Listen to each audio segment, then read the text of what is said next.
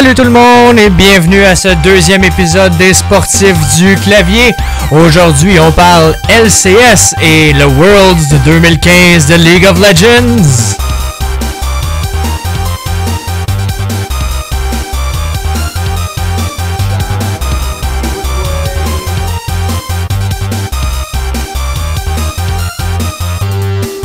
Vous écoutez les Sportifs du clavier, présenté en association avec acrodesjeux.net.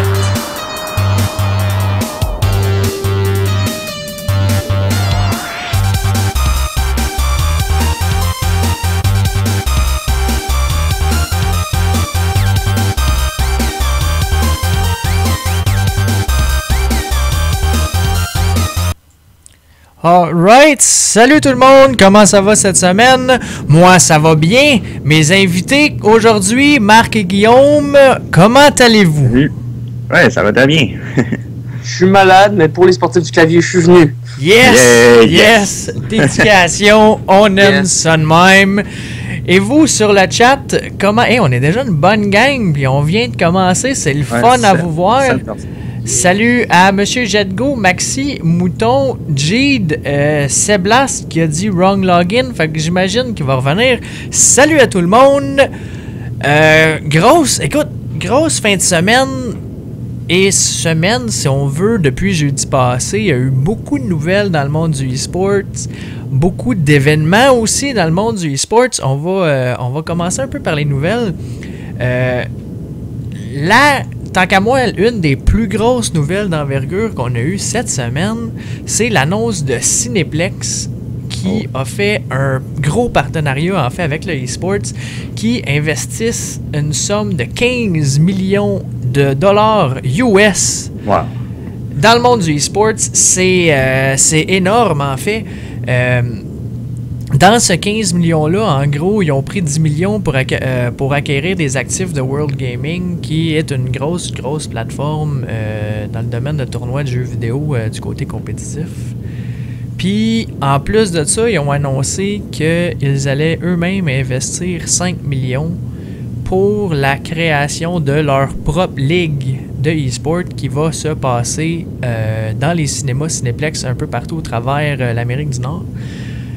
Je sais pas, vous autres les boys, moi, ça me hype en tant une nouvelle de même. Je suis fou comme un balai.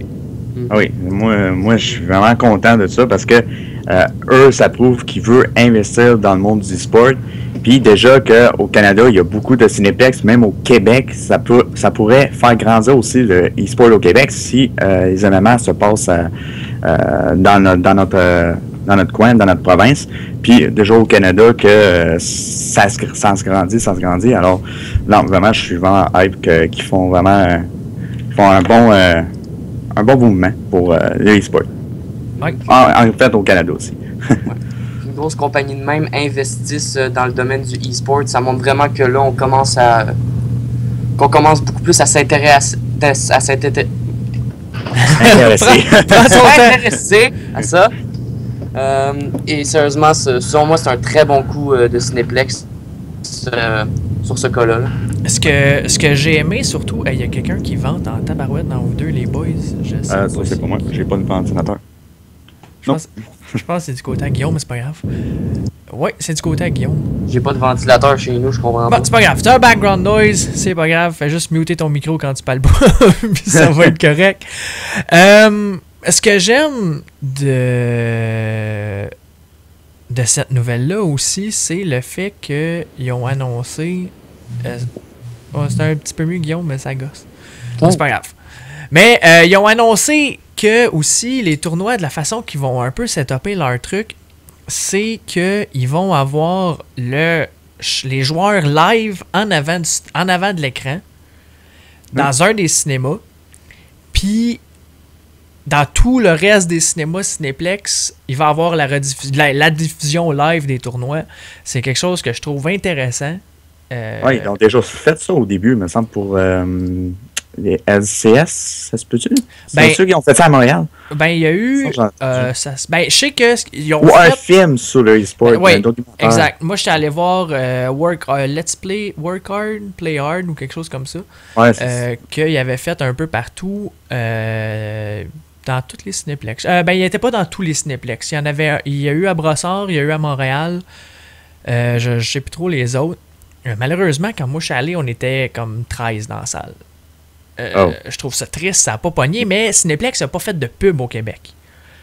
Il y en a eu un peu pendant les trailers, mais il n'y a pas eu beaucoup de pub en tant que tel de l'événement. Il n'y a pas de poster, il n'y a rien eu. Fait que ça n'a pas tant pogné. Fait que j'avais peur un peu, mais là, cette annonce-là prouve que Cinéplex s'en va bien gros dans le monde du e-sport. Ouais. C'est cool en temps. On parlera pas trop longtemps de ça non plus parce que il y en a assez à donner. Mais c'est vraiment cool de voir qu'ils disent qu'ils pensent être capables de remplir les salles à grandeur de la province avec ça. Fait que c'est nice. Puis un autre bel exemple qu'on a eu, c'est Cinéma, j'étais au quartier latin, je pense. Il avait fait les finales de la saison, de cette saison-ci, du LCS. Et il y avait eu un événement spécial au cinéma, puis il avait réussi à remplir la salle. C'était une petite salle, mais il avait quand même réussi à remplir la salle. C'était cool. Puis là, pour la finale des Worlds, ils font la même chose. Fait qu'il y a un événement, là, j'invite le monde à aller se renseigner un petit peu là-dessus. Je vais donner l'adresse un petit peu plus tard aujourd'hui pour aller voir ça. Mais c'est possible d'acheter des billets et d'aller voir la représentation live là-bas. Il va y avoir un concours de cosplay, des goodies. Il va y avoir des merch officiels de Riot en vente là-bas. Fait que c'est vraiment nice. Si vous êtes intéressé par ça, je vous invite à aller voir. Sinon, autre grosse nouvelle, mais cette fois dans le monde de Call of Duty. Marc, je te laisse ça. Eh oui, parce qu'on a eu une grosse nouvelle de la part de Activision et Treyarch, les développeurs de ce prochain opus de Call of Duty Black Ops 3. On va avoir une nouvelle code ligne, mais ça va bien le code World League. Il va y avoir deux divisions, celle des Pro divisions en fait, et une division Challenger. Alors, qu'est-ce que ça va être un peu plus? Les divisions Pro, bien, ça va être plus pour les teams compétition. Et pour la division Challenger, ils vont avoir une chance pour les teams amateurs et semi-pro d'être dans la compétition pour être dans la division pro et même pour le prochain code World Championship 2016 qui va se présenter l'année prochaine. Et déjà, en plus, que le code, le World Championship, il se passait toujours au mois de mars. Mais là, pour l'année prochaine, ça va se passer plus dans l'automne prochain, alors l'année prochaine. Alors, ça peut-être que ça va être cool au moins d'avoir 3 saisons de ligue avec code et pour finir ça avec le World Championship. Alors ça va être quand même bien. Et c'est ça. Puis en plus, pour la bourse en total pour l'année prochaine, ça sera pas de 1 million de dollars, mais bien de 3 millions de dollars. Alors ça va être encore plus gros. Et sans disant que tous ces prize pools-là vont être sûrement pour les prochains événements avec soi-disant peut-être MLG, mais on n'a pas encore la confirmation si MLG va vraiment hoster des événements avec Activision. On n'a pas encore eu d'officiel, mais c'est sûrement 100% sûr que ça va être comme ça. Et en ce qui concerne ça, pour le World League, c'est à peu près ça. C'est le fun de voir qu'une compagnie comme Activision veut investir dans sa ligue, malgré le fait qu'on s'entend, la ligue de code, c'est probablement la plus petite ligue compétitive en ce moment. Si on compare ça à genre League ou Dota ou même CSGO. Oui, c'est ça. Puis en plus, il vient d'ajouter Australie puis la Nouvelle-Zélande. Mais c'est sûr qu'il y a d'autres pays comme le Mexique qui aussi ont des teams de code. Mais eux autres, ils vont être dans le Challenger Division. So, s'ils veulent vraiment aller conquérir pour aller au Code World Championship, ils doivent aller dans cette division-là parce qu'en ce moment, ils n'ont pas de Pro Division. Puis la même chose pour Tokyo parce que aussi dans les années précédentes, à Code Ghost, il y avait une team qui se passait à Tokyo qui avait qualifié pour le World Championship. Alors, ça va être la même chose. Alors, quand même, tout le monde partout sur la planète peut compétitionner là pour cette division-là, pour le Challenger. Cool. Oui, c'est à peu près ça, en fait, mais c'est vraiment un très gros nouvelle qu'on a eu aujourd'hui. Puis pour MLG et UMG, on n'a pas encore eu officiel si vraiment ils vont comme hoster des casters pour broadcast pour tous les équipements qui offrent les années précédentes. On n'a pas encore eu officiel, mais ça va se venir. Ça va se venir au cours du prochain mois. Sweet. Guillaume, Oui. il y a une couple de nouvelles dans le monde de League of Legends. Ben exactement, vu que les Worlds, ça va commencer dans très très bientôt. Premièrement, ben, on vous l'avait dit pendant le premier podcast que l'horaire des matchs du Group Stage allait sortir. Et ben voilà, ils sont sortis. Fait que si vous voulez aller voir quelles équipes vont jouer contre qui, quand, tout ça, vous avez qu'à aller sur le site officiel de League of Legends pour aller checker ça. C'est de bonheur. C'est quand même. C'est bien de Ben, bonheur. 2 semaines avant, je sais pas. Non, mais je veux dire, c'est les heures. Les heures, c'est tôt. Ah, les heures. Veux pas, c'est en Europe, fait qu'il y a quand même une bonne Ouais. différence comparativement à nous. Mais si je me fie à l'horaire actuel, là, comme mettons pour le 1er octobre, la cérémonie d'ouverture est à 10h le matin. Mais c'est parce que l'affaire, justement, c'est que ça, c'est comme les EULCS, là. Eux, vu qu'ils ont un assez bon décalage horaire avec nous, vu que Paris, ben, en France, c'est 6 heures de décalage. Fait que c'est sûr que pour nous, Américains, ça se passe tôt. Mais pour eux, c'est quand même bien dans l'après-midi. Fait que c'est sûr que c'est plate pour ceux qui vont regarder ça, qui vont vouloir regarder les group stage aux États. Mais bon, hein, c'est ça la vie. Ouais.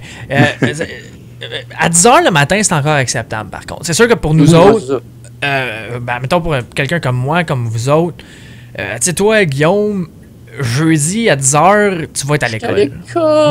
Moi, je travaille, c'est plate, je peux pas regarder ça à job. Mais quand même, je veux dire, c'est 10h, la différence fait une grosse chose. C'est vrai que c'est bien plate, là. Mais si je regarde, admettons, le reste de la semaine, tu sais, la plupart des journées, là, ça commence à 10h, à 8h. Mais le samedi 10 octobre, puis le 10 et 11 octobre, je sais pas si tu as vu les horaires. C'est affreux. Le samedi, le premier match commence à 6h le matin. Oh. Mais le dimanche, le 11 octobre, la première game commence à 4h du matin, heure standard de l'Est. Là. C'est trop de bonheur. C'est de bonheur en temps. Là. Je me lèverai pas à 4h pour regarder une game de LoL. Là. J'ai beau sûr que les joueurs sont réveillés à cette heure-là. Puis ce qui est triste, c'est que moi, un des matchs que j'avais vraiment hâte de voir, qui va tester beaucoup mon équipe, Cloud9, oui. c'est le 11 octobre à 5h le matin. C'est Cloud9 contre Fnatic.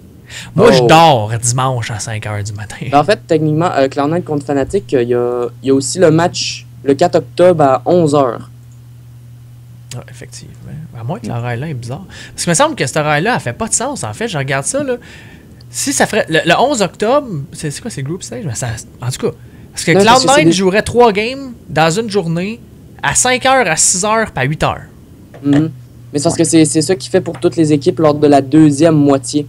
C'est ça l'affaire, c'est que première moitié, les équipes jouent à peu près un match par jour. Mais ensuite, quand tu tombes après le 8 octobre, là, la plupart des équipes jouent jusqu'à justement 3 matchs par jour. En gros, si je comprends bien, les 4 derniers jours, c'est pour tous les matchs de ces journées-là vont être sur un groupe. En gros, le 4 octobre, ça va être tout le monde du groupe A qui vont se battre entre eux. Effectivement. Même affaire pour le 9, que là, ça va être les membres du groupe B. Non. Ça va être les... Ok, ça c'est bizarre par exemple parce que le 9 octobre qui est juste après, c'est pas le groupe B, c'est le groupe C qui joue. Ouais, mais ils sont quand même... Ils se réservent quand même une journée par groupe pour les 4 derniers... Pour la deuxième semaine du group stage, finalement. Mais je sais pas, il y a John Vorpal qui dit que son coloc va fucker son horaire pour ça. Je serais porté à faire pareil, mais sérieusement, écoute, s'il aurait joué à 6h, peut-être. Je serais porté à faire pareil si je pouvais. Ouais, mais s'il jouerait à 6h le matin un dimanche, peut-être que je me serais levé. Non, ça serait correct, ce serait la fin de semaine, mais là... Mais là, ça n'a pas trop d'allure. Non, mais tu sais, c'est ça que ça fait quand ils sont là-bas. Moi, je m'imagine les Européens, quand on joue ici à genre midi, ils devaient pas être bien contents eux autres non plus. T'sais. Ben, c'est nous quand on joue midi. Parce que eux, l'affaire, c'est qu'ils regardent les matchs beaucoup plus tard, vu que eux, c'est. Oui, c'est vrai. Ben oui, c'est vrai. C'est qu'eux, ils voient les matchs beaucoup plus tard. Fait que si eux, ils veulent regarder les NALCS, c'est plus tard dans la soirée. Fait qu'à la limite que tu sois quelqu'un, un peu comme tous les gamers on est, tu sais, quelqu'un qui dort pas beaucoup. Un oiseau de nuit. C'est ça, tu sais, on est capable de catcher avec ça. Mais le problème, c'est vraiment quand ça vient du côté Europe jusqu'à NA. Ouais. Moi, je me rappelle, justement, en voulant suivre les LCS, des fois, ce qui m'arrivait, c'est que le midi, j'ouvre mon ordi puis je suis capable de catcher comme 2-3 matchs limite. Puis ça, c'est en regardant les LCS pendant tout mon midi. Puis tu sais, je pouvais pas catcher bien plus que ça. Là. Ouais, ou quand il était en Asie l'année passée, c'était quand même pas évident de pouvoir suivre. Là. Le match était vraiment, vraiment tard. C'est pour ça qu'à la place, je regardais les résultats puis je regardais les matchs qui semblaient intéressants. Là. Je les regardais comme en rediffusion après. Ouais, sinon, quand même un autre beau morceau qui est sorti aujourd'hui. Oui. Ben, en gros, c'est j'imagine on parle de la chanson officielle des Worlds de cette année. Exactement. En effet, la nouvelle chanson Worlds Collide, en gros, pour ceux qui se rappellent, l'année passée, pour les Worlds, il y avait Imagine Dragon qui avait fait la fameuse chanson Warrior, qui a d'ailleurs joué avant le podcast. Exactement. Et voilà, mais là, ils ont sorti la tune pour l'édition de cette année, Worlds Collide, avec Nikki Taylor, une artiste que je sais fuck all c'est qui, mais...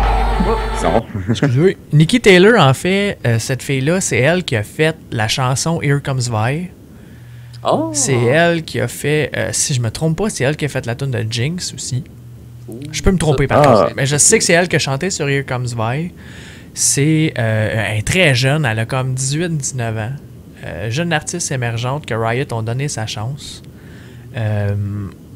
Puis elle a fait beaucoup de collaborations aussi. Si vous écoutez des chansons de Falcon Shield qui font des tunes de League of Legends, elle a fait beaucoup de collaborations avec ce band-là. Si vous connaissez pas Falcon Shield, je vous invite à aller sur YouTube à la fin du podcast et d'aller écouter une couple de leurs chansons, sont vraiment bons. Mais c'est ça qui est Nikki Taylor. Et en gros, vas-y. Ce qu'ils ont sorti aujourd'hui pour le moment, c'est un teaser d'environ 1 minute et la chanson complète, mais avec l'album cover. Mais il faudra s'attendre plus tard à avoir la vidéo complète comme on a eu l'année passée avec Warrior. J'ai vraiment hâte de voir qu'est-ce qu'ils vont être capables de nous emmener cette année. Je sens que ça va avoir de la gueule. Shout-out à Mouton. Les Misérables fait un shout-out à Mouton. Donc, salut Mouton. On disait salut à Mouton, les boys. Bonjour Mouton. Bonjour Mouton. Alright, sans plus attendre, je vais vous faire écouter une petite partie de la tune Worlds Collide qui a été créée par Riot, chantée par Nikki Taylor pour les Worlds. On passe ça maintenant.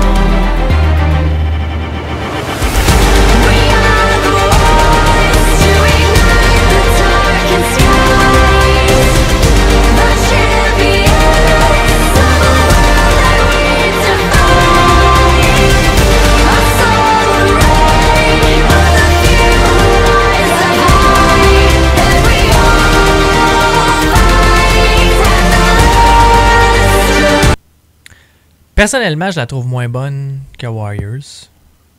Elle est quand même excellente, mais je sais pas pour vous autres, moi je la trouve moins bonne.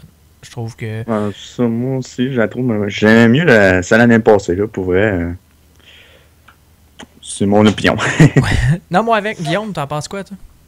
Ben, c'est vrai que l'année passée, ils avaient quand même fait ses efforts en amenant carrément Imagine Dragon. C'est sûr que l'année passée, c'était quelque chose de gros. Mais ça reste que celle-là, je l'apprécie quand même. Ça fait autant épique que celle de l'année passée. C'est sûr que Warrior, justement, a peut-être plus pogné à cause que c'était un artiste très célèbre qui chantait la chanson. Là. Je veux dire, moi-même, justement, quand j'ai vu Nikki Taylor, je savais pas c'est qui. Mais en tant que musique, là, moi, je trouve la chanson très bonne, Ouais, personnellement. elle est excellente. Elle est excellente. Je trouve juste que peut-être que si on compare à l'année d'avant. Par contre, le teaser a de l'air cool. Oui. Le teaser qui est sorti, il est vraiment le fun. Il était le fun à voir. J'ai bien hâte de voir ce que ça va donner.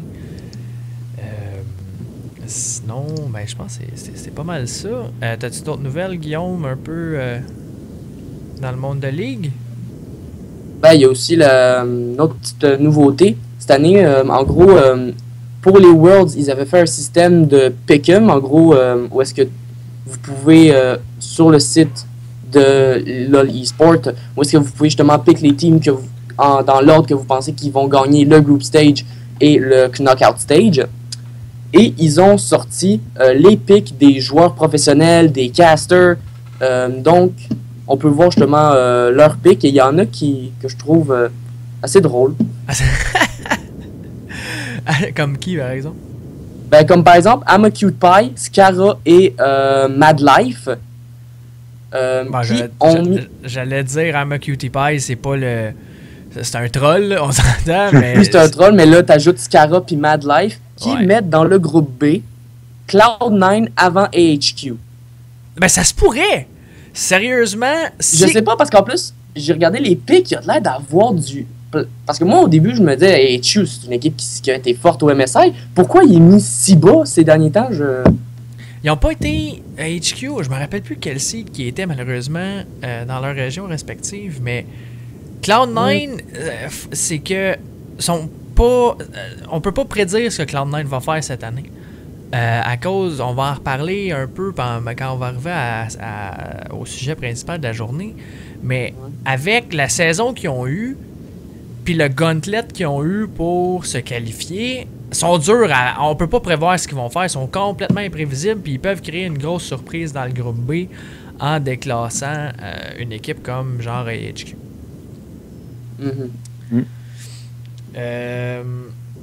Sinon, c'est à peu près ça, Guillaume? Ben, c'était pas mal celui que je voulais surligner le plus, mais c'est ça. Si vous voulez donc voir les picks de vos joueurs favoris ou vos casters favoris, vous avez juste à aller dans justement le World Pick'em. Ensuite, il faut juste que je check c'est où qu'on le trouve pour les Celebrity Picks. Allez sur lolesports.com. Voilà. Trouvez-le vous-même, là. Fait à noter pour les pick'em, si vous réussissez à choisir tous les picks et que toutes vos positions sont exactes à 100% dans chaque groupe, vous gagnez le Skin Championship Ribbon, qui est un skin vraiment débile. Vraiment, vraiment débile. Cool. Sinon, dans le monde du e-sport cette semaine, en fin de semaine passée, en fait, écoute, ça a été une méchante de grosse fin de semaine. Pour ceux qui aiment le e-sport, disons que c'était facile de passer la fin de semaine assis devant notre PC puis à faire que ça en mangeant des Doritos puis en buvant du Mountain Dew. Écoute, il y avait un tournoi du MLG, il y avait qualification d'Hearthstone, si je me trompe pas. Il y avait Heroes of the Storm, le World Championship Americas qui était là. Il y avait le MLG, il y avait le HTC Invitational, il y avait... Qu'est-ce qu'il y avait d'autre? Oui, il y en avait un autre. Ben, Hearthstone, je l'ai dit. Okay. Je me rappelle plus c'est quoi l'autre, mais il y avait du tournoi en quantité industrielle. DreamHack. DreamHack, c'est ça. C'est HTC Throwdown, c'est pas HTC Invitational, c'est HTC Throwdown. Showdown. Okay. Moi, personnellement, j'ai regardé un peu durant les 2 journées, j'ai regardé le Heroes of the Storm America's Championship, la World Championship Americas. J'ai été surpris. J'ai été agréablement surpris de la facilité qu'on pouvait avoir à regarder le stream, même si tu es une personne qui connaît pas tant le jeu. Les casters ont fait une bonne job. Souvent, c'est des choses que moi, je reproche à certains jeux, c'est qu'ils sont pas capables de bien t'expliquer ce qui se passe à l'écran. Mais pour les Heroes of the Storm, ça avait quand même de l'allure. Fait à noter, félicitations à Cloud9 qui ont remporté le tournoi en fin de semaine et qui, par le fait même, se qualifie pour BlizzCon, qui est excellent. Marc, toi, t'as-tu regardé un peu quelque chose en fin de semaine? Oui, ben, j'ai regardé un peu la MLG Pro League de code de Advanced Warfare, en fait. Et ben, j'étais assez surpris en fin de semaine. Ben, j'ai regardé plus dimanche. C'était les top 3 qui se participaient. Alors, c'était FaZe, Optic et Epsilon. Et ben, FaZe m'ont assez bien surpris parce que vraiment, ils ont été en loser final contre Epsilon. Et ils ont pas perdu une seule map. Pendant ce Best of 7, Best of 5 si je me rappelle bien, ils ont gagné contre Epsilon et ils s'en allaient pour la grande finale contre Optic. Et pendant la grande finale, ils ont juste perdu 2 maps contre Optic et ils ont gagné ce championnat-là. Alors félicitations à FaZe. Et sans disons aussi qu'ils ont en total pour la Finals et la Grand Finals, ils ont gagné 12 maps sur 14. Alors, c'était quand même assez impressionnant.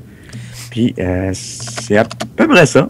Peut-être pour les viewers, Marc, qui connaissent un peu moins ça, pour ceux qui nous écoutent en live ou qui vont nous écouter en rediffusion, peux-tu expliquer un peu comment ça fonctionne quand tu parles de, justement, ils ont gagné 3 maps, ils ont perdu 2 maps ou quelque chose de même? Juste vite, ben, en fait, c'est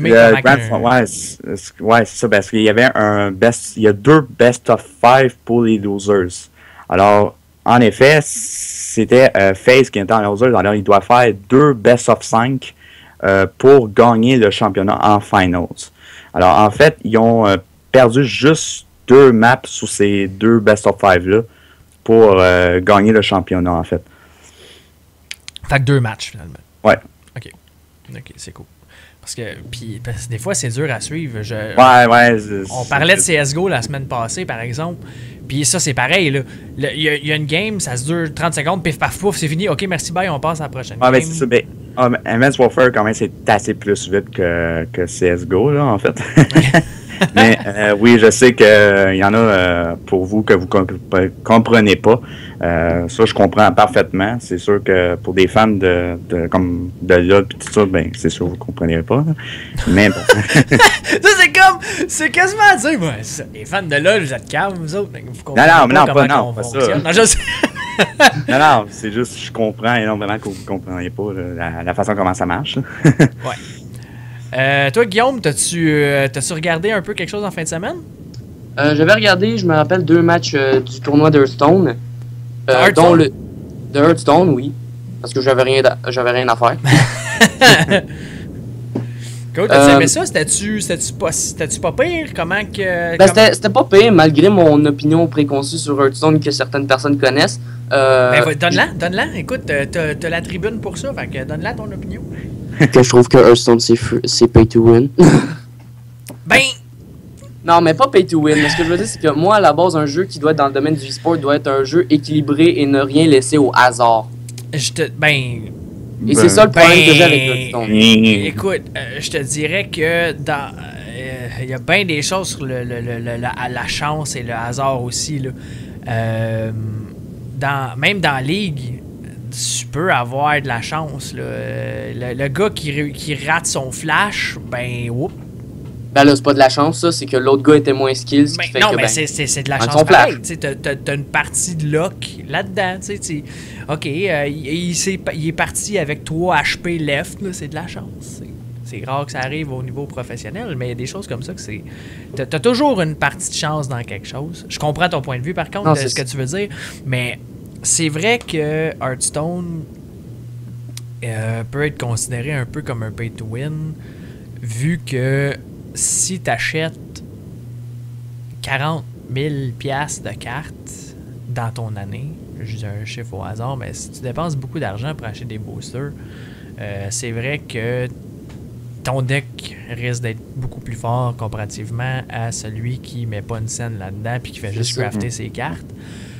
Le problème que j'ai avec Hearthstone, c'est que si t'as pas suivi la méta depuis le début, c'est hyper difficile de rentrer là-dedans. Moi, là, Hearthstone, c'est un jeu que j'ai joué un petit peu pour le fun. Puis à chaque fois que je reviens sur le jeu, moi, j'ai rien acheté. J'ai pas les seuls paquets de cartes que j'achète, c'est avec quand j'atteins 100 gold.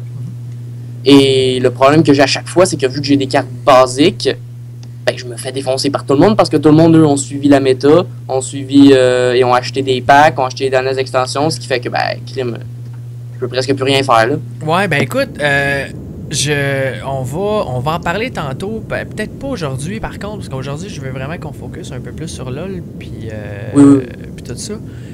Mais je vais conclure là-dessus pour Hearthstone, puis en disant que par contre, quand tu arrives au niveau professionnel, tout le monde a toutes les cartes. Ça c'est vrai. C'est pour ça que moi, j'ai trouvé quand même les matchs intéressants, malgré mon opinion sur Hearthstone. Par exemple, j'ai regardé le début du match de Trump. Je me rappelle plus, il était contre qui, par exemple. Puis, sérieusement, je me rappelle plus du nom de l'autre gars, parce que je sais que lui aussi, c'est une grande figure de la scène de Hearthstone. Mais j'ai regardé le début de ce match-là, puis j'étais intéressé de voir toutes les stratégies. Bien entendu, Trump a gagné. En tout cas, le match que j'ai vu, je sais pas s'il a gagné la série. Il y a Jade sur le chat qui dit que League, c'est un pay to win. Jade, je sais que t'aimes troller. Je vais juste répondre non à ça, parce que League, c'est pas parce que t'achètes un champion que t'es meilleur avec. Exactement. Oui, quel champion va peut-être être plus fort dans le méta actuel, mais ça n'a aucun impact. Ça, on a eu ce débat-là souvent ensemble, Jade, puis on va continuer à l'avoir.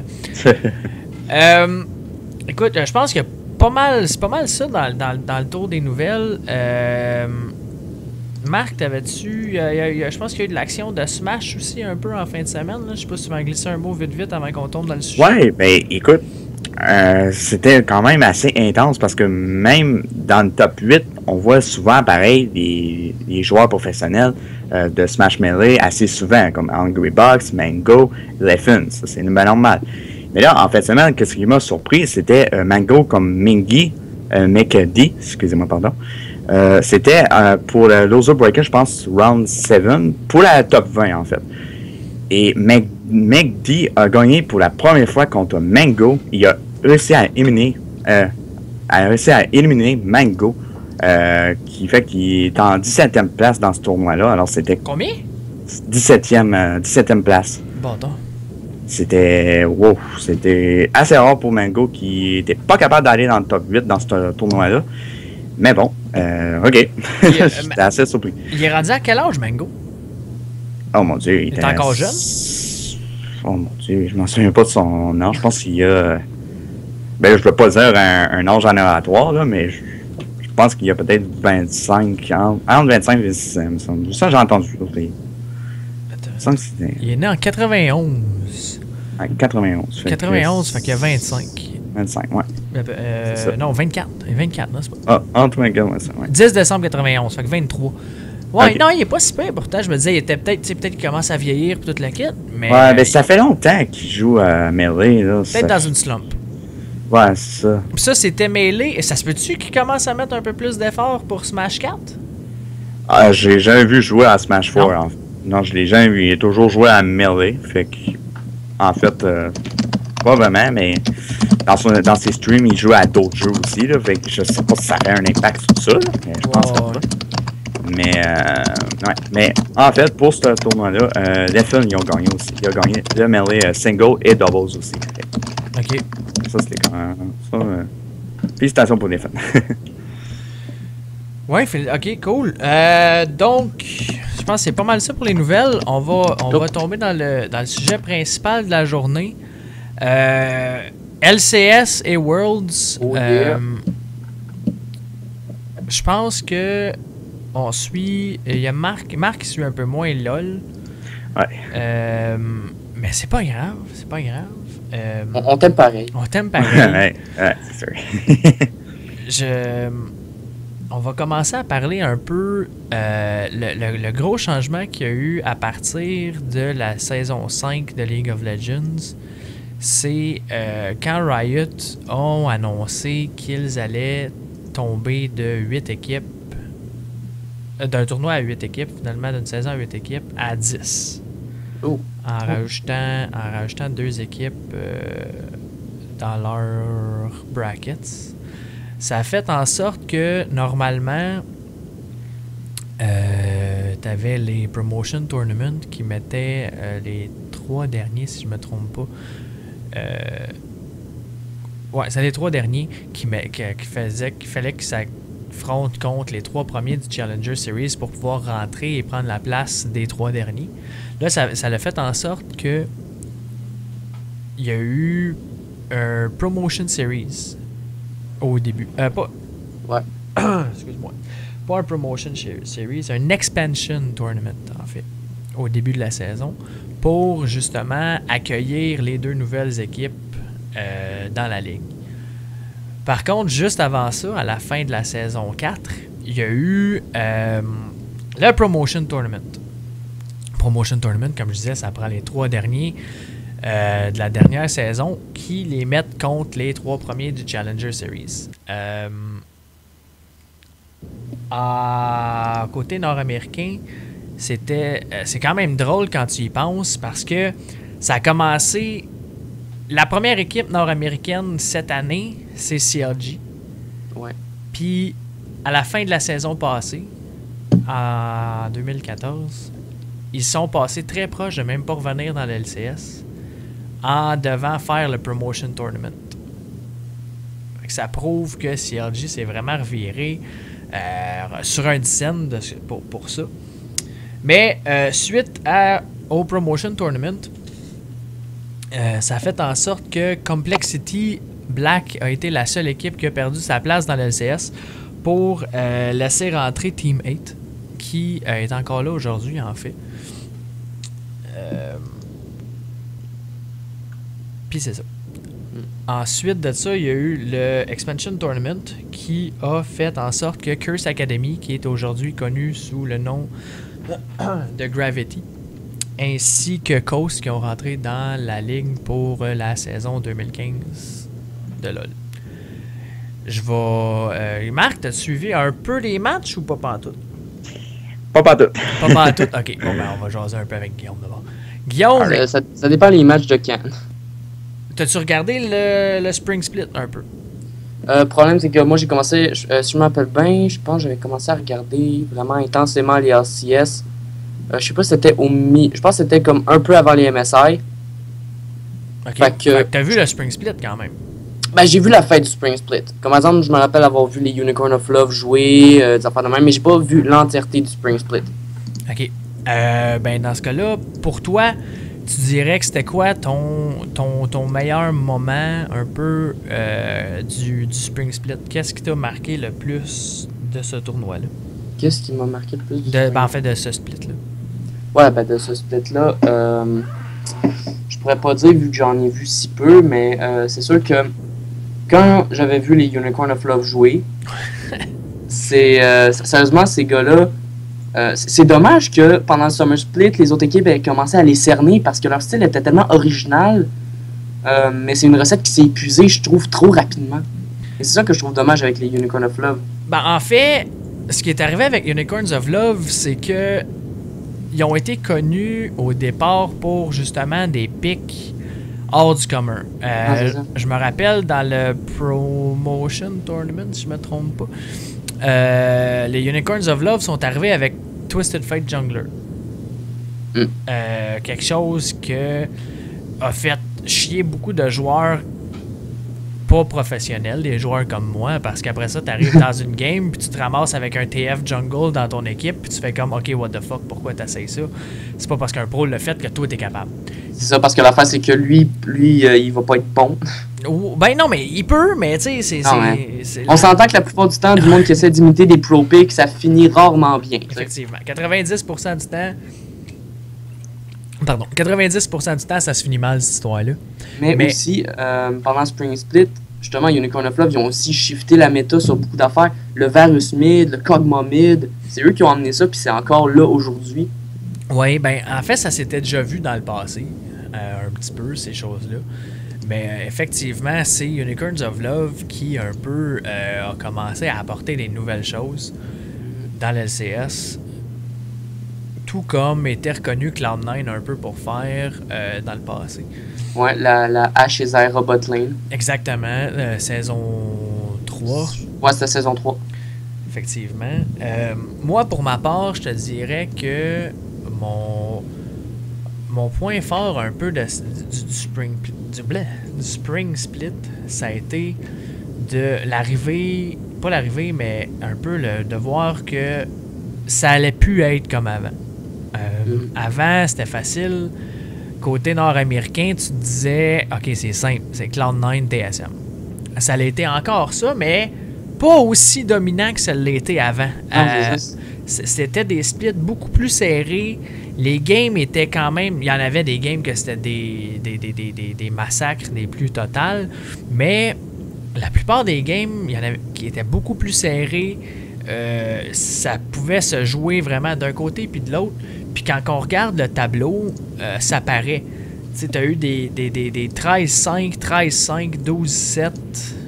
11-7 en fait à cause des matchs de tiebreakers, mais les positions 1, 2, 3, 4, 5, 6, c'est quasiment toutes des tailles. Genre 1 taille 2, 3 taille 4, 5 taille 6. Ça prouve que les équipes se sont beaucoup améliorées comparativement des années précédentes, ce qui faisait en sorte que ça annonçait un summer split qui allait être quand même très intéressant. Je vais y aller avec peut-être la déception du split. Moi, c'était à s'en attendre, mais Team Coast, qui venait de la Challenger Series, qui avait réussi à se qualifier grâce au Expansion Tournament. Eux autres, ils ont rentré par le loser bracket, par contre.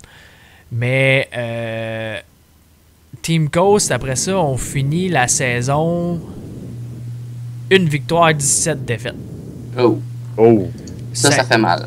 Ça fait mal, puis c'est le pire résultat qui a jamais été vu dans l'LCS. Parce qu'en même temps, on s'entend que passer du Challenger Series au LCS, ça se remarque peut-être pas, mais c'est une méchante étape, là, c'est une méchante marche dans l'escalier de League of Legends. Là. Oui, mais en même temps, c'est pas la première équipe à le faire. Non, c'est sûr, c'est pas la première équipe à le faire. Cloud9 a passé par là. Si on regarde les personnes qui s'étaient qualifiées, les 3 équipes finalement qui étaient nouvelles, qui sont venues de la Challenger Series, donc Teammate, Gravity, puis Team Coast, ben, Gravity a quand même fini 5e avec une fiche de 18. Ouais. Tu sais, ils ont joué un peu plus que 500, puis ils ont fini quand même 5e. Teammate a fini 9-10, c'est 7e, mais 11-17, c'était ridicule. Là. Je sais pas ce qui est arrivé pour Team Coach, ça devait être mental à partir d'un certain point, mais je pense que c'est vraiment la grosse surprise là, qu'il y a eu là-dessus. Toi, Guillaume, qu'est-ce que tu dirais, peut-être ton côté que tu étais le plus déçu du Spring Split? C'est une qui se fait battre par TSM. Pendant les finales. Pendant les finales, ouais. Ouais, en fait, je te dirais que une fois que Cloud9 a perdu contre TSM en finale, ça a été un peu le déclin de C9, le début du déclin de C9 en fait. Ouais. À ce moment-là. Puis ça n'a pas été... Ils ont perdu 3-1. Par contre, si je me souviens bien, il y a une game qui s'était quand même finie assez serrée entre eux. Mais effectivement, ça n'a pas bien été. On pouvait voir les faiblesses de C9 qu'on commençait à voir déjà au début de la saison. Ensuite de ça arrive MSI. Oui. Le Mid-Season Invitational, qui est un peu comment je peux dire ça? Un avant-goût des World Championships. Tu as des équipes qui viennent un peu partout dans le monde, puis ils compétitionnent là. Et ça, ça a été ajouté cette année. Oui. Ça, c'était une nouveauté de cette année. C'est ça que je trouve intéressant parce que, comme tu as dit, ça donnait comme le pouls de à quoi va avoir dans les Worlds. Oui, puis ça donne une chance aux équipes de pouvoir participer contre d'autres équipes internationales. Parce qu'avant, tu jouais ta saison au complet, puis là, tu arrivais au Worlds pour jouer à jouer contre des Coréens que tu n'avais jamais joué contre eux autres vraiment de la Puis là, saison. t'es comme là, qu'est-ce que je fais? Ouais, ben, tu sais, ils ont tous pas mal de temps pour ça. Ils ont des bootcamps qu'ils font entre la fin de la saison puis le début du World. Mais bien souvent, c'est pas assez pour te faire un peu comprendre leur façon de jouer qui est complètement différente de la nôtre. La Corée puis l'Amérique du Nord. Ben, en fait, l'Est contre l'Ouest, on va le dire comme ça, les styles de jeu sont complètement différents. Comme par exemple, ici, en Amérique du Nord, on fait souvent du line swap, qu'ils appellent. En Corée, ça se fait pas tant que ça. C'est souvent des lanes conventionnelles qui se passent. Puis là, eux autres, il fallait qu'ils s'adaptent, mais ils s'adaptaient plus facilement que nous autres. Fait qu'on revient au MSI. Oui. Grosse déception de ma part. Aïe. Ne peut pas y aller. Une semaine avant de partir, il y a un affaissement d'un poumon. Puis I peut pas aller au MSI. On remplace I par Link. Qui a quand même très bien paru, selon les circonstances. Ben vas-y, Guillaume, un peu tout ton point fort d'MSI. Point fort de MSI, Fnatic contre SKT.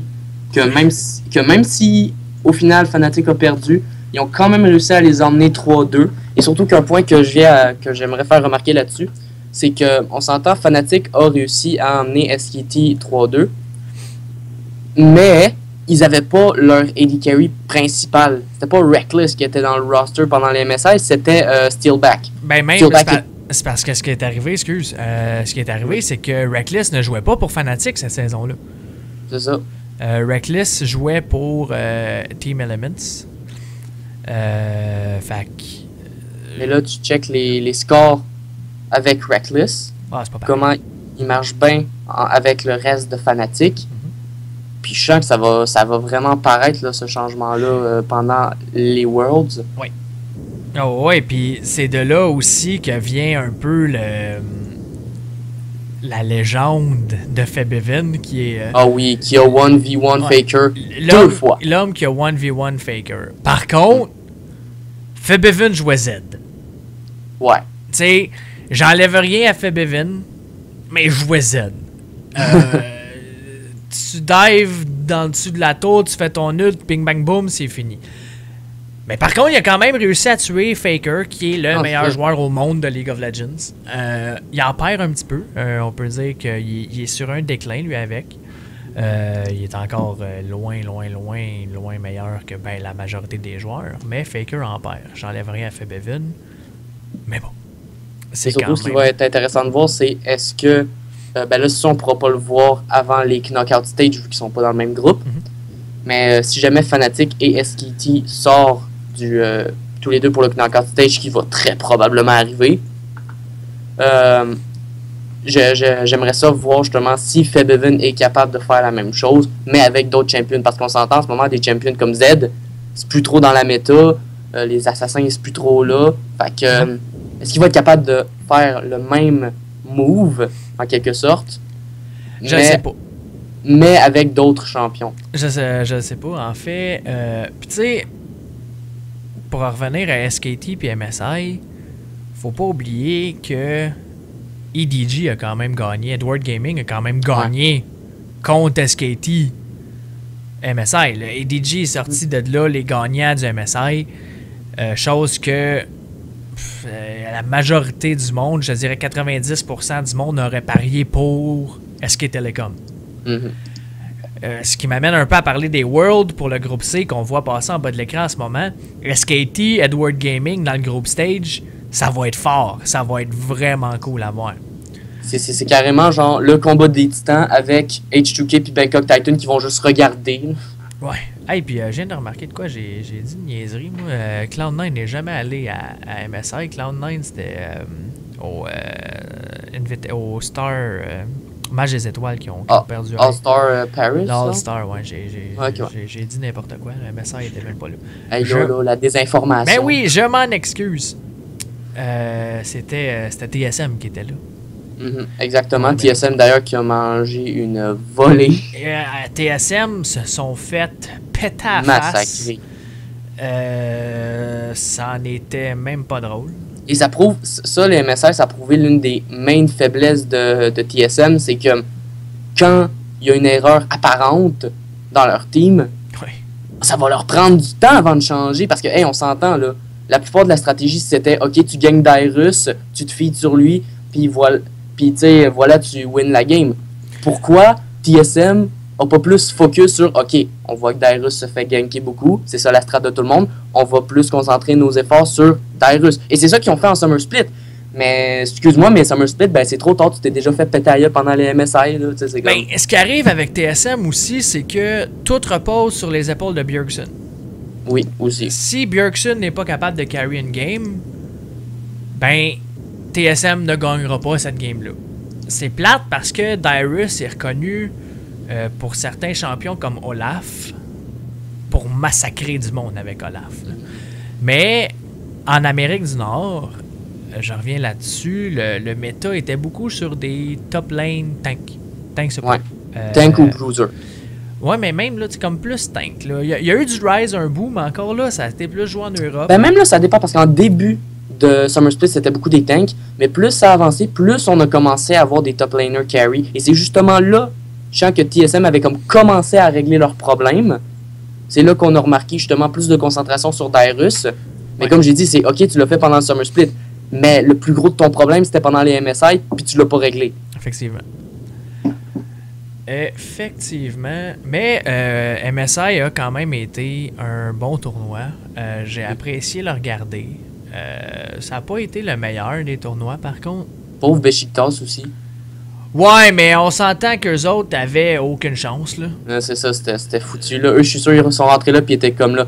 OK. Ben, c'était l'équipe Wildcard. Mais le pire, c'est qu'on s'entend justement, sans Besiktas, TSM aurait été les derniers. Parce que les deux seules victoires que TSM a eues, c'était contre Besiktas. Besiktas qui a fini avec une fiche de 0 puis nombre de games qu'ils ont perdu. Là. Ouais, 0-5. Voilà. Puis en fait, TSM ont gagné une game. Contre Besiktas. Contre Besiktas, c'est ça. Qui venait de la Turquie. Personnellement, je sais pas ce qu'ils faisaient là. J'ai de la misère à comprendre comment ils ont gagné. Essayer. Ben, en fait, c'est qu'ils ont gagné le wildcard. Ils ont gagné le wildcard en tout cas. Invitational. Merci. Puis ils se sont rendus là. Mais ils ont été déclassés de la façon la plus dégueulasse possible. Comme je dis, c'est que des fois, la marche est un peu trop haute pour certaines équipes. Tu sais. Oui, effectivement. Ouais. Écoute, je vais faire un parallèle avec ça pour qu'on puisse au moins laisser parler Marc un peu. Oui. Dirais-tu que c'est pareil dans certains jeux? Y a-tu, mettons, dans COD ou dans CS, tu connais plus COD, on va y aller dans COD, y a-tu des grosses disparités entre les régions? Je sais que tantôt tu parlais qu'il y a certaines régions qui n'ont pas beaucoup d'équipes, mais est-ce que ça change beaucoup des stratégies dans les autres jeux?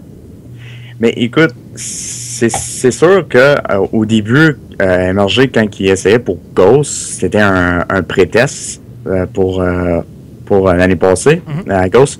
C'est sûr qu'il n'y avait pas beaucoup de teams. Il y avait juste 4 teams. OK? Ouais.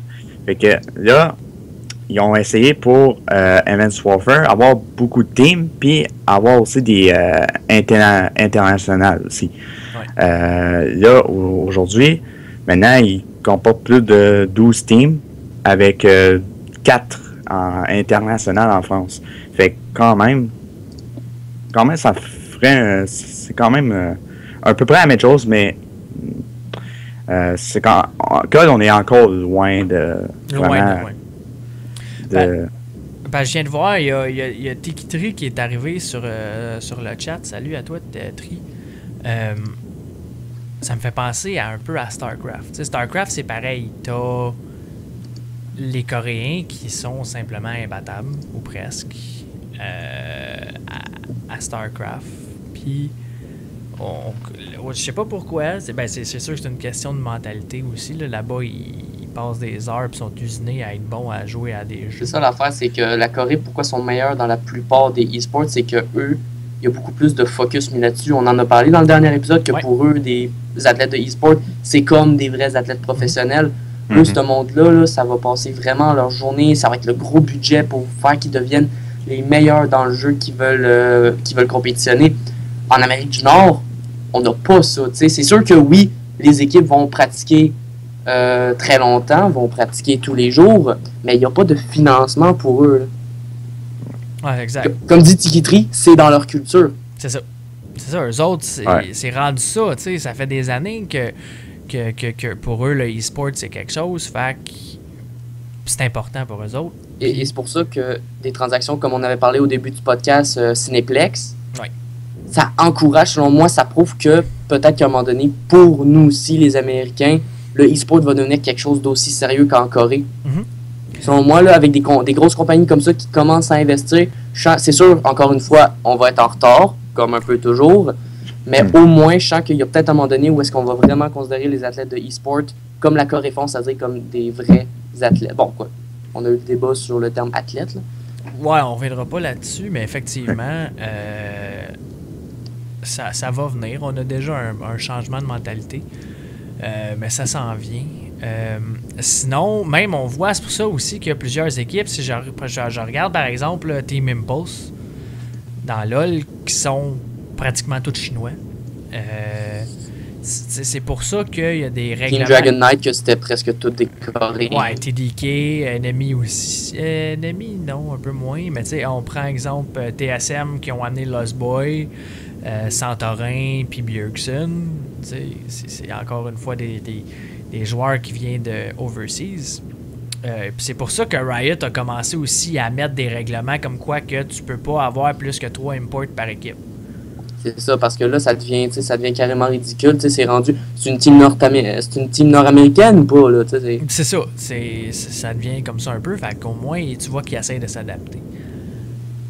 Suite à MSI, en vient la suite du LCS. Le Summer Split. Ouais, le Summer Split, en commençant par les Promotion Series. Et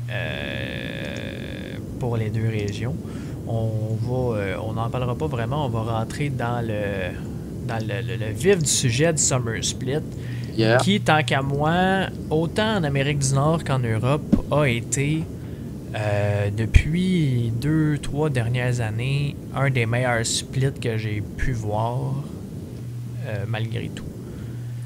Je suis chanceux, c'est le premier split que j'ai regardé tout au complet. Je te dirais que ça a été vraiment un bon split pour plusieurs raisons. Je vais commencer par l'Europe, parce que l'Europe est arrivé quelque chose cette année qui s'est jamais vu dans le LCS depuis la création du LCS. Oui. C'est qu'une équipe finisse la saison au grand complet avec aucune défaite. Ça a été quelque chose d'assez remarquable. Fnatic, une équipe qui avait changé grandement aussi au travers de la saison 2015 en perdant leurs gros joueurs, un peu leurs star players, si on veut dire, en Soaz, Xpeke et Reckles, qui ont perdu au début de l'année, pas pendant le Summer Split, mais vraiment au début de l'année. On finit 18-0. Puis, tu sais, ils ont eu... même là, si on compte après les quarts de finale, demi-finale... Juste la saison. Je parle juste de la saison. Juste la saison? Ah, OK. Juste la saison. 18-0. C'est remarquable. Puis en plus de ça, ce 18-0-là, c'est un 18-0 solide. Il y a eu quelques parties qui ont eu de la misère. Entre autres, contre Origin, qui est la nouvelle équipe de Xpeke et Soaz. Mais sinon, ils n'ont pas eu vraiment de difficultés notoires à gagner ça.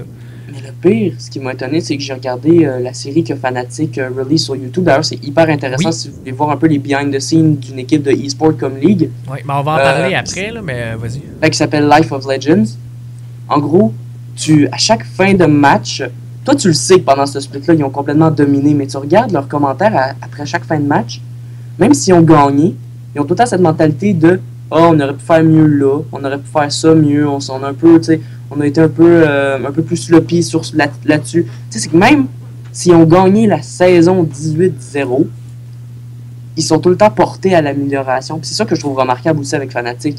Ce qui est stupide, tu sais, tu parles de ça me fait sourire un peu parce que après ça, tu as une équipe comme eux autres qui joue au niveau professionnel, qui finissent la saison 18-0, puis qui sont quand même pas satisfaits de la majorité de leurs parties qu'ils ont faites.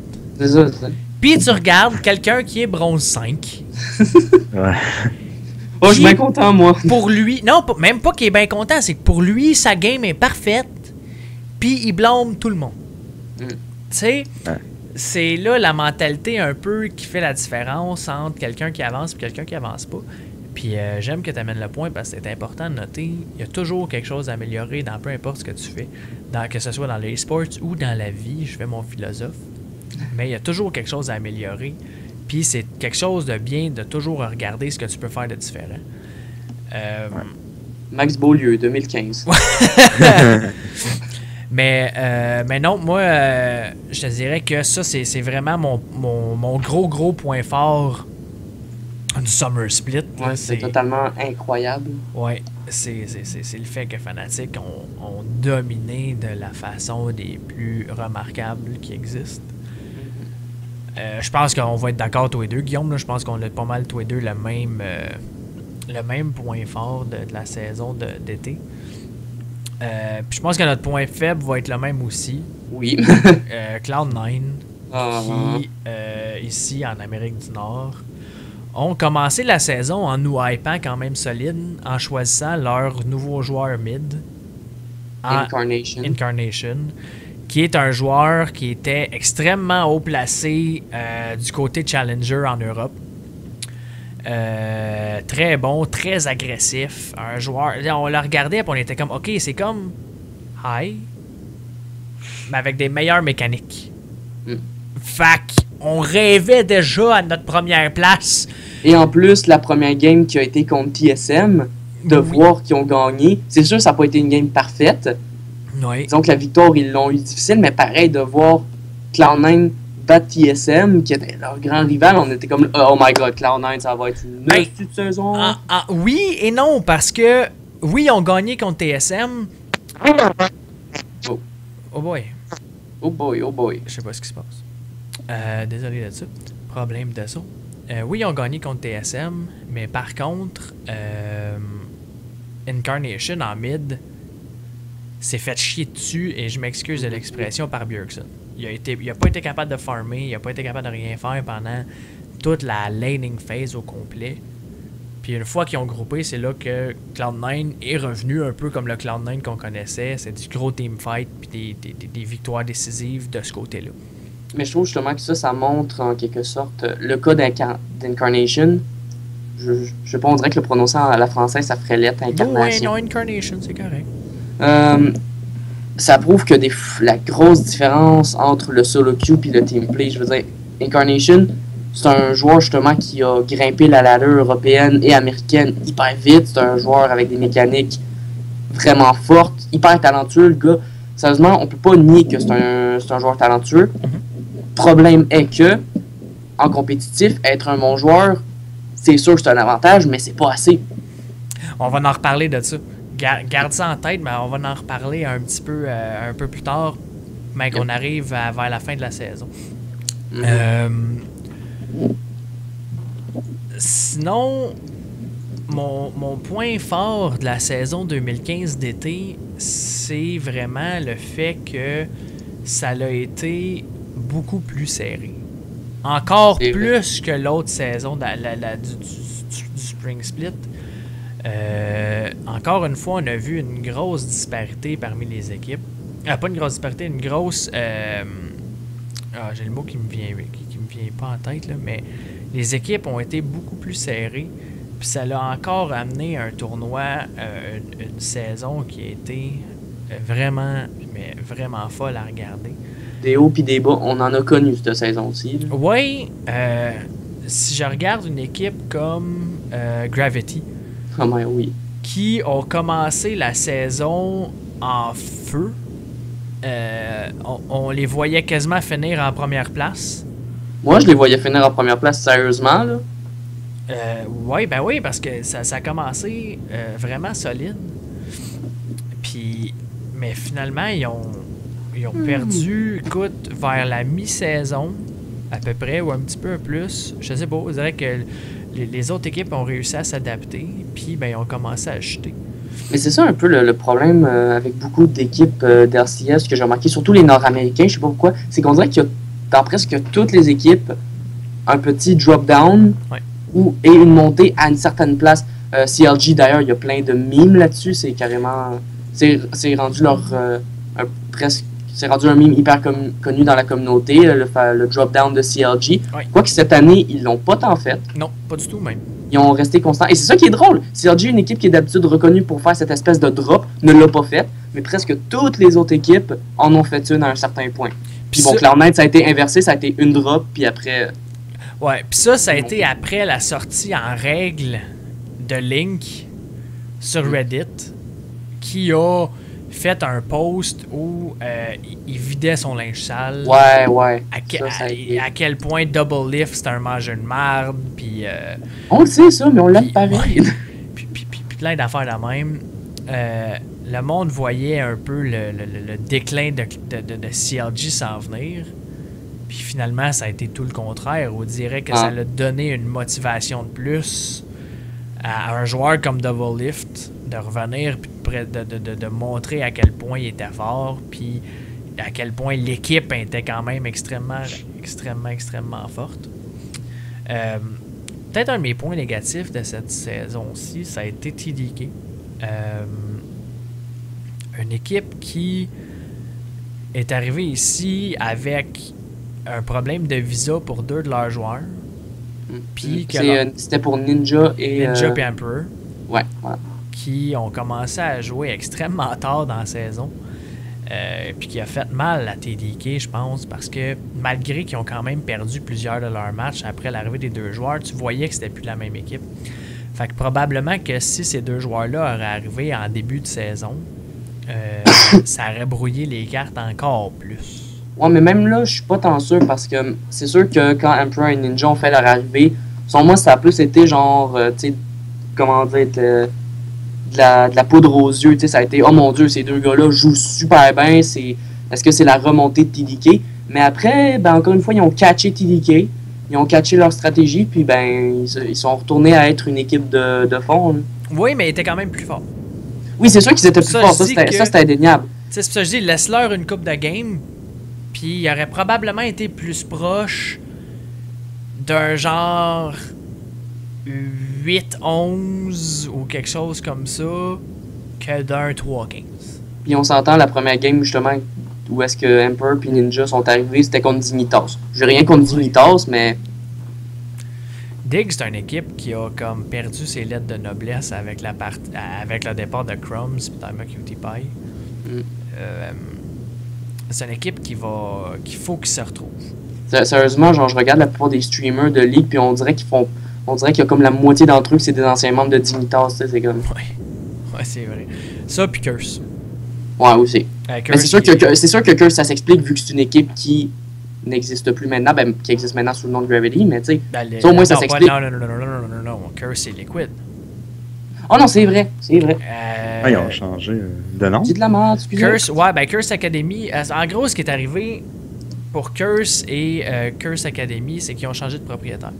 Une fois qu'ils ont changé de propriétaire, en partant Curse et Curse Academy, quand ils sont arrivés dans la LCS, là, ils pouvaient plus garder le même nom à cause des règles du LCS. Fait que Curse Academy s'est renommé en Gravity. Puis après ça, Liquid a acheté Curse. Donc, ils sont devenus Team Liquid. Ah, ok. Je comprends. Ouais. Fait que tout ça a mené à quand même une saison assez rock'n'roll, avec des matchs qui se sont finis à la dernière semaine. Cloud9, à la dernière semaine, n'était même pas sûr de pouvoir se qualifier pour les Worlds. S'ils perdaient leur game, il fallait que tous les astres soient alignés pour ça, puis finalement, ça a bien été. Parlant de Cloud9, vers la mi-fin saison, nouvelle choc qui arrive, l'équipe va pas bien. La pire saison qu'ils ont eue depuis leur arrivée dans la LCS. Nouvelle choc, un des joueurs qui a été considéré pendant longtemps un des meilleurs junglers au monde, en Météos, step down de l'équipe, puis est remplacé par High. Non. Je comprends pas. Quand j'ai vu la nouvelle, j'en revenais pas. C'est parce que moi, ce que je comprenais pas, c'est qu'à la base, Ai était parti, il voulait prendre sa retraite, il disait je suis plus capable de jouer. Mais là, on revient. Exactement. J'étais comme, ben là, dude, tu te rends compte que si t'aurais juste gardé ton bout un moment, tout ce shit-là serait pas arrivé. Mais c'est pas Ai, je pense, c'est pas Ai qui a décidé, là, c'est Jack Etienne qui est allé voir Ai puis il a fait hey, gars, faut changer ça, là, c'est pas vrai qu'on va perdre notre place dans la LCS. Et changement de situation du tout au tout, Cloud9 revient en force et paraît extrêmement bien. Battre des équipes comme TSM et on recommence à croire en Cloud9. Ils finissent 7e et là on apprend que pour faire leurs chances de se qualifier pour les Worlds sont encore là, mais il faut qu'ils gagnent ce qui s'en vient. Le Regional Qualifier. Le Gauntlet. Le Gauntlet étant un genre de tournoi pour ceux qui jouent à qui ont joué à Mortal Kombat, c'est le tournoi en étage, si on veut. Fait que tu commences en bas, puis tu montes à chaque victoire. Et le Gauntlet est en 3 de 5. Puis pour pouvoir se qualifier au World, il faut qu'absolument que Cloud9 gagne leurs 3 games. Je ne sais pas pour toi, Guillaume. Moi, j'ai aucunement peur d'avouer que je ne croyais pas du tout aux chances de Cloud9. Même affaire, sérieusement, moi j'ai vu la première game qui avait été, si je me rappelle bien, contre... C'était-tu contre Impulse? Ben, même si, sans avoir regardé, sans avoir commencé à regarder le Gauntlet, moi, avant même que ça commence, je croyais aucunement à leur chance. Moi, je me disais ça allait être un miracle. Mais c'est parce qu'en même temps, je croyais pas, comment dire, c'était mitigé parce que, vu qu'on avait vu leur montée en fin de saison, moi, personnellement, comment je l'ai vu, c'est OK, s'ils réussissent, ça va vraiment être un énorme coup de chapeau, là, ça va être quelque chose de complètement incroyable. Ouais. Mais, avec leur boost de fin de saison, puis surtout que eux, ils ont eu beaucoup plus de temps à se pratiquer que ceux qui ont participé au qualifier, au quart de finale et à la demi-finale. Eux, il y avait, je pense, 2-3 semaines pour se pratiquer. Ouais. Pour ce gauntlet-là. Fait que j'étais comme là, je sais pas, ils ont peut-être une chance. Ouais. Ben, en gros, Cloud9, ce qu'il y avait en avant d'eux autres, c'est bien simple. C'était Gravity, Team Impulse, puis Team Liquid. Ouais. Ce classement-là était fait suite aux résultats des playoffs du Summer 2015.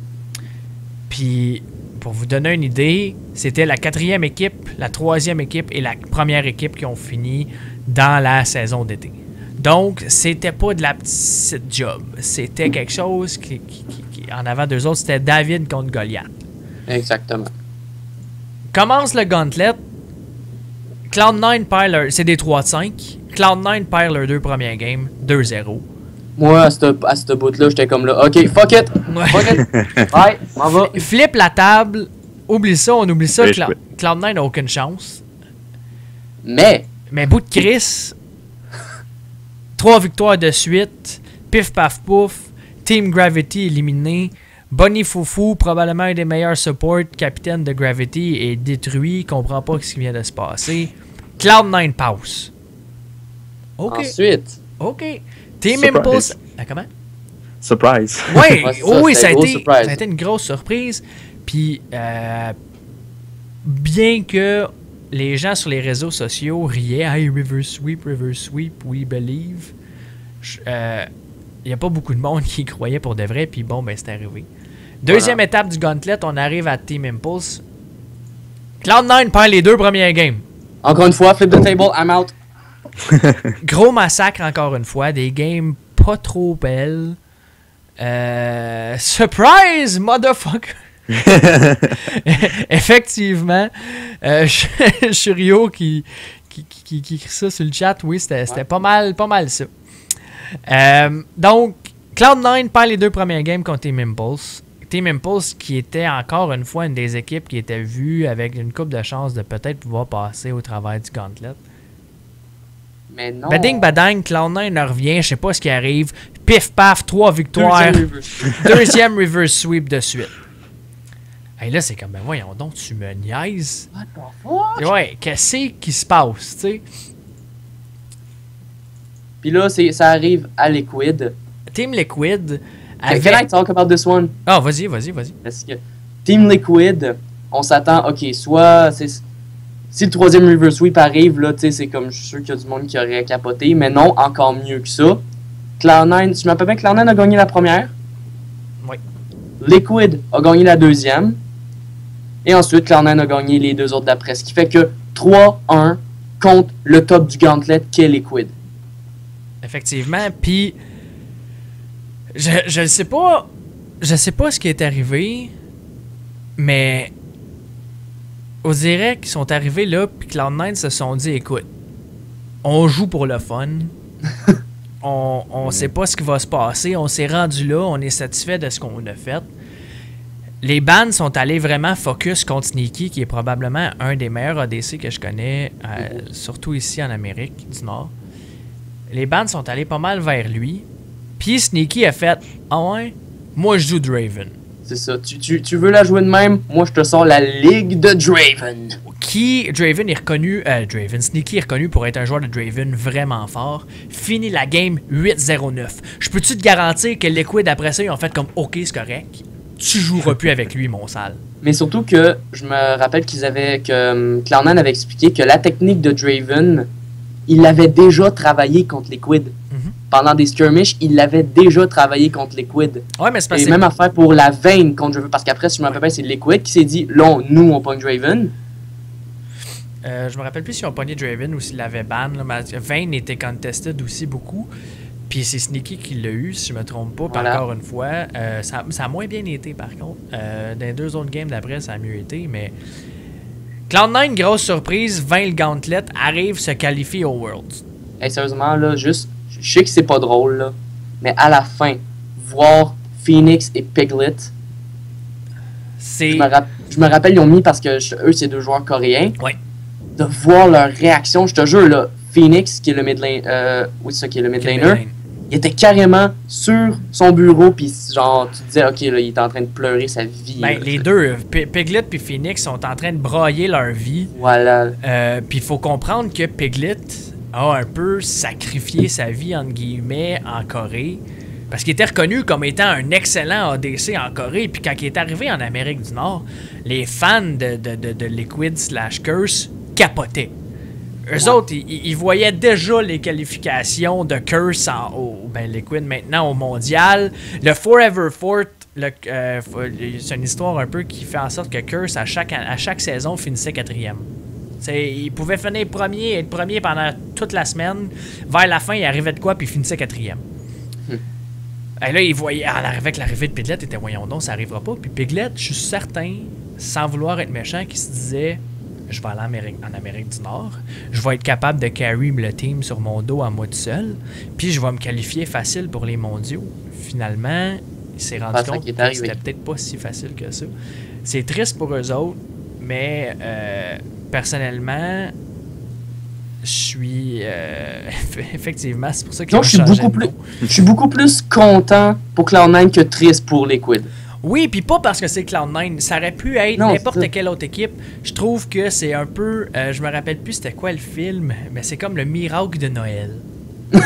Oh. Tu sais, l'équipe qui ont passé sur le cul ont réussi à rester dans l'LCS sur les fesses à la dernière semaine en gagnant un match de tiebreaker. Puis que l'autre équipe aussi a gagné, les As est aligné pour eux autres, arrivent dans le gauntlet, 2 reverse sweep de suite, puis réussissent à se classer pour les Worlds. C'est une histoire Cendrillon, là. C'est vrai qu'on verrait presque un film là-dessus, tu sais, à la genre équipe de Pee-Wee au hockey, qui sont comme là, ouais, on a battu tout le monde! Shuryo Cloud9 fan, oui. Par contre, TSM sont corrects. Je les aime bien quand même.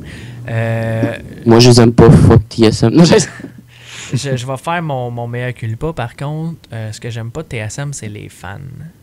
Mais Voilà. ça, c'est un débat qu'on peut... on va pouvoir en parler longtemps. C'est mais un autre débat. TSM est quand même une excellente équipe. Mais là, je parlais de Cloud9 parce qu'on était rendu là. On a parlé de TSM un petit peu plus tôt, en fait, mais t'étais pas encore parmi nous. Mais ouais. Donc, le stage est set pour les Worlds. Voilà. De là arrivent les Worlds qui vont commencer la semaine prochaine, le 1er octobre. En fait, jeudi prochain, exactement, dans une semaine, jour pour jour. J'ai extrêmement hâte. Peut-être rappeler rapidement les groupes pour ceux qui nous regardent. Dans le groupe A, on a CLG qui représente CLG, Flash Wolf, Coup Tiger, Pain Gaming. Dans le groupe B, Fnatic, Invictus, AHQ, Cloud9. Dans le groupe C, SKT, T1, H2K, EDG, Bangkok Titans. Dans le groupe D, LJD, KT Rolster, TSM Origin. Des groupes qui, malgré tout, je pense que Guillaume, tu vas être quand même d'accord avec ça. Des groupes quand même relativement balancés, malgré tout. C'est vrai. Je pense qu'on a un beau tournoi en avant de nous autres. Un beau tournoi qui s'en vient. Sauf le groupe C. Ben, ça va être quand même... Dans le groupe C, c'est que tu vas avoir deux grosses batailles. C'est un battle of tout le groupe C, là. Excusez-moi, mais H2K, Bangkok Titans, ils ont pas grand chance face à Edward Gaming et SK Telecom. Mais ensuite, ce qui va être intéressant de voir, c'est qui entre Edward Gaming et SK Telecom qui va réussir à s'en sortir le premier. Mais c'est sûr que c'est ces deux-là qui sortent du groupe. Ah, bah oui. À moins d'une surprise énorme, puis que H2K fasse de quoi, puis que Bangkok Titans réussisse à gagner une game contre toute attente contre EDG. En tout cas, va falloir que les astres, comme je disais tantôt, que les astres soient alignés, mais non, c'est clair, ce groupe-là est dessiné. Les trois autres, par contre, trois groupes dans lesquels il peut arriver quelque chose. Moi, je te dirais que un des groupes que j'ai le plus hâte de voir, c'est même pas le groupe B. Le monde penserait au groupe B à cause de Cloud9. Fuck! C'est le groupe A. C'est vrai. Pain Gaming peut créer la grosse surprise dans ce tournoi-là. Coup Tigers ne sont pas ce qu'ils ont déjà été, mais avec Reste Flash, une bonne équipe. Reste une bonne équipe. Flash Wolves, encore une excellente équipe. Et CLG, ce qui est intéressant avec eux, c'est que c'est la première fois qu'on les voit aux Worlds depuis un méchant bout. Oui. Oui. Fait que moi, le groupe A m'intéresse vraiment beaucoup, puis sinon, c'est le groupe D. Un autre groupe que je trouve très balancé. C'est drôle, c'est con, là, parce que c'est les deux. Il y a deux grosses équipes nord-américaines, là, mais. Moi, c'est ces deux groupes-là. J'ai hâte de voir ce que TSM va faire. J'ai hâte de voir à quel point TSM va être capable de se relever de la saison de marde qu'ils ont eue pendant le Summer Split. Le pire, c'est que tantôt, je parlais des Pékim, des Pékim des célébrités, puis la plupart mettent TSM en dernière position. Répète ça? Quand je parlais tantôt des pics des célébrités, là, des joueurs professionnels, puis des casters, ouais. La plupart ont mis TSM en dernier dans le groupe D. Ben, il y a des grosses chances. Il y a des grosses chances. Si TSM joue comme on les a vus jouer toute la saison, ils vont finir dernier. Mais par contre, si TSM joue comme TSM peut le faire, ils peuvent facilement finir, tant qu'à moi. Ils peuvent passer au travers du groupe. Ça va être extrêmement difficile, mais ils peuvent passer au travers du groupe. Ils peuvent battre Origin. Puis LJD, je pense pas. Peut-être KT Rolster. Peut-être. Il y a effectivement Shiryoko dans le chat qui parle de la joke qui a été dit à l'endroit de Double Lift, qui disent que c'est la première fois que, il va être encore capable d'aller aux Worlds, mais pour une fois, il sera pas sur le caster desk, mais bel et bien en arrière en train de jouer. méchant, mais c'est effectivement très vrai. Mais on s'entend que la relation entre Double Lift et les casters, c'est pas mal ça, là. C'est les casters aiment bien se foutre un peu de la gueule de Double Lift. Là. Oui, puis autant Double Lift aime se foutre la gueule des casters.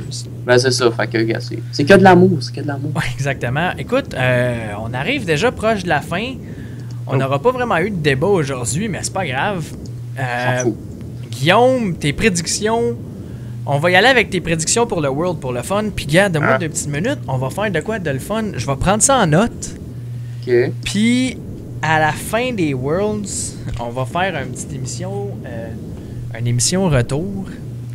Puis, on va regarder. On va comparer nos résultats. Ben, c'est sûr que, justement, d'ailleurs, pour ceux que ça intéresse, vous pouvez aller faire vos propres picks sur le site de Loli Sport. Fait que là, tu veux que je te dise mes picks, c'est ça? Exactement. Fait que, mettons, dans le groupe A, juste ceux qui vont passer. Pas besoin de me dire... L'ordre? Pas besoin de me dire premier, deuxième, mais qui tu penses dans les équipes, dans le groupe A, dans le groupe B, dans le groupe C, dans le groupe D, puis moi, je vais faire pareil. C'est good. Ben, moi, dans le groupe A, j'ai mis CLG, Coup Tiger. Ah ouais? Oui. Pour moi, là, CLG vont sûrement être capables de nous impressionner. Je sais qu'il y a du monde qui pense pas comme moi, mais je pense que CLG va être capable d'amener quelque chose de fort. Avant Flash Wolves? Avant Flash Wolves, c'est parce que le problème est que Flash Wolves, vu que je suis pas trop la Taïwan, Flash Wolves, c'est une équipe que j'en sais pas trop sur eux, to be honest. Mais c'est sûr qu'il y a beaucoup de trucs dans le groupe A qui vont se déterminer avec la première journée de fight, fait que ça se peut que mes picks changent. Mais avec ce que je connais pour le moment, avec ce que je sais, moi je mettrais CLG Coup Tiger. Ok. Dans le groupe B? Pour le groupe B, Fnatic Invictus. Je suis pas mal. Ouais, je suis pas mal d'accord avec toi là-dessus. Pour ce qui est du groupe C, Edward Gaming, SK Telecom. Ouais, ça, je pense. Ça, je pense que c'est le pick que tout le monde a fait puis qui est le plus facile à faire. Ouais. Et sinon, excusez-moi. Pour le groupe D, LGD KT. Tu crois pas en TSM ou en Origin? Je ne crois pas en TSM. En Origin, ça dépend. C'est que. Parce qu'ils sont quand même contre des bonnes équipes de l'Est, justement. Fait que c'est assez mitigé, là. Ok. Je te dirais que. Moi, j'y vais un peu plus risqué dans mes picks. J'essaie de mettre des petites lunettes roses puis essayer de trouver des équipes Cendrillon dans toute la gang. Fait que moi, dans le groupe A, j'y vais avec CLG puis Flash Wolves. Ok. Je pense que Flash Wolves vont être capables de passer au travers. Dans le groupe B, là, si t'as mis Cloud Knight, t'es un fucking fanboy, là. Ben, écoute, j'ai le goût de le mettre juste parce que je suis fanboy puis je veux croire à eux autres parce que avec ce qui a été dit par Jat, qui a quand même fait une grosse polémique sur les réseaux sociaux quand TSM Jat. Ouais, quand il disait que Balls était seulement Diamond 2, ah blablabla. Oui. Ça l'a frustré Cloud9. J'ai l'impression que Cloud9 va faire comme tu veux nous sous-estimer de même, puis si tout le monde nous sous-estime, on va vous montrer ce qu'on est capable de faire. Mais Maxime Beaulieu est redemandé à la réalité. Maxime Beaulieu est redemandé à la réalité. Mais je vais y aller. Ah, fuck off. Je me mouille. Il faut que je mette une équipe de Cendrillon dans le tournoi. Je vais y aller avec Fnatic Cloud9. Ça arrivera pas. Ça n'arrivera pas. Fnatic, c'est possible. Fnatic, oui. Fnatic, je suis pas mal certain qu'il passe. Mais je vais y aller avec Fnatic Cloud9. D'après moi, ça va être ton choix qui va passer. Ça va être Fnatic Invictus, fort probablement. Mais je vais y aller avec Fnatic Cloud9. On sait jamais. Je veux dire, Cloud9 est rentré au World par un coup Cendrillon. C'est ça. Oui, ils s'en viennent avec le vent dans le dos. Le groupe C, ben, il n'y a pas de discussion là. C'est SKT puis Edward Gaming qui passent sans aucun problème. Là, ça dépend juste de l'ordre à laquelle tu l'as mis. Là. Ouais, ben non, moi, comme je dirais pas d'ordre, là, mais je pense que ça va être SKT en premier puis DJ deuxième. Je pense que MSI ne se reproduira pas une deuxième fois. Dans le groupe D, par contre, je vais dévier un petit peu, puis je vais y aller avec LJD puis Origin. C'est intéressant. C'est intéressant comme. Je pense qu'Origin a quand même des chances. Je crois pas en chance de TSM, malheureusement. J'aimerais ça. J'aimerais vraiment beaucoup qu'il y ait au moins 2 équipes d'Amérique du Nord qui se qualifient. Cloud9, je sais qu'ils n'ont pas de chance. Là. Je les ai mis sur ma feuille. Je sais qu'ils n'ont pas de chance. Là. Les 2 équipes qui ont le plus de chances de passer. Ils me laissent des chances. Ils me laissent des chances. Ouais, c'est ça. Mais sinon, moi, c'est pas mal mes pics. La dernière question que je vais poser, après ça, on va aller voir sur le chat. Ceux qui vont avoir commenté, là, je vois les choix de Churio. S'il y a d'autres personnes qui nous écoutent live en ce moment, là, vous êtes à peu près une dizaine. Faites vos pics. Je vous invite à faire vos pics, s'il vous plaît, là, avec les groupes. Même ce que je vais faire. En fait, vous les voyez qui passent en bas de l'écran. C'est un petit peu lent. Mais, on aime vos opinions. Mettez vos pics. Ouais, c'est ça. Mettez vos pics, puis on va jaser de ça après. Guillaume, ton joueur du tournoi. Mon joueur du tournoi? Ouais. Ça, c'est dur, sérieusement. Là. Genre, le joueur ultime là, du tournoi. Ouais, qui va faire la différence, là? Qui pourrait gagner? Qui aurait des chances de gagner le MVP World 2015? J'aurais presque envie d'aller avec la réponse facile de Faker, mais c'est putain de réponse facile parce qu'il a commencé à avoir une certaine drop. Ben selon... Ça, c'est sur mes opinions personnelles, je pense Reckless. Attends une minute. Avant, bon, ok. Reckless? Selon moi, Reckless, parce que comme j'ai expliqué, on a parlé de MSI, oui. Reckless n'était pas dans la composition de Fnatic lorsqu'il y a eu les MSI. Là, Reckless est dans la team. On voit qu'il y a une super bonne synergie avec le reste de l'équipe. Fait que selon moi, là, Reckless, ça va peut-être pas être le MVP, mais selon moi, ça va sûrement être l'un des joueurs qui va vraiment modifier comment ça va avoir de l'air ce tournoi-là pour Fnatic. Moi, je vais y aller avec un joueur qui a gagné les Worlds l'année passée. Le AD Carry de LJD Gaming, Imp. Je pense qu'il va être capable, encore une fois, de faire la différence dans le tournoi. Il y a une Christine bonne équipe en avant de lui aussi. Fait que moi, je vais avec Imp. On aime bien les AD Carry. Oui, parce qu'ils sont capables de faire la grosse différence. Moi, je vais avec Imp. Puis, dernière question que je vais te poser, Guillaume, c'est quelle équipe va gagner le Worlds? Ça, c'est une question difficile. Ça, c'est le gros tatatatan. Ouais. Mon équipe rêve, sérieusement, serait Fnatic. Dessus? Hein? Écoute, moi je me suis mouillé dans le group stage avec Cloud9. T'essaies-tu de te mouiller avec Fnatic? S'il y a une saison où une équipe de l'Ouest peut espérer gagner, c'est cette année. Voilà. Fait que, est-ce que tu te mouilles avec Fnatic comme champion? Ah ouais, let's get wet with Fnatic. Let's get wet with Fnatic, Guillaume 2015. Moi, malgré que j'ai pris LJD comme étant mon joueur MVP, je ne crois pas que c'est eux qui vont gagner les Worlds. Moi, je vais y aller avec peut-être le choix un petit peu plus facile.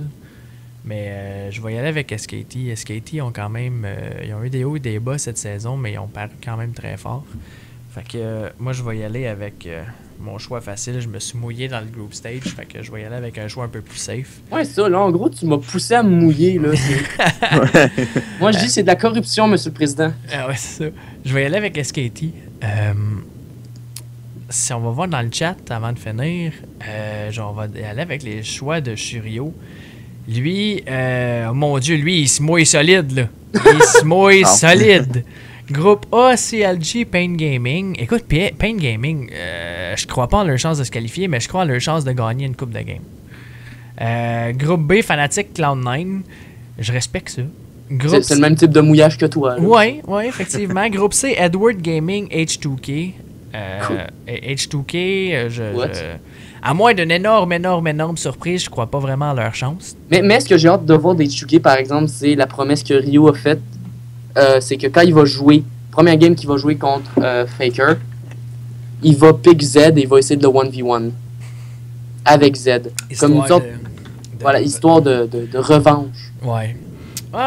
Puis groupe D, Origin TSM, ce qui est quand même possible. Ça va être difficile, mais c'est quand même possible. Mais c'est sûr que le groupe D, selon moi, est le groupe le plus on n'est pas sûr. Là. Ouais, non, c'est ça. C'est un groupe qui va être plus serré, puis ça peut aller de n'importe quel bord pas mal. Bon, ben... Lorsque je voulais lire le message que Rio vient d'écrire, mais c'est pas mal un roman. Donc, les gars, je vous remercie d'avoir été présents à l'émission d'aujourd'hui. Marc, comment est-ce qu'on peut te contacter sur Internet?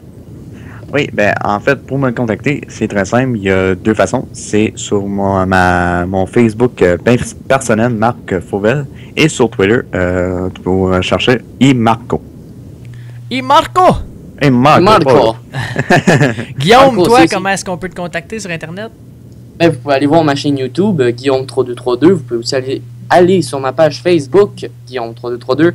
Suivre mon Twitter et mon Instagram à le Guillaume3232. D'ailleurs, cette semaine, j'ai tout interconnecté mes réseaux sociaux ensemble.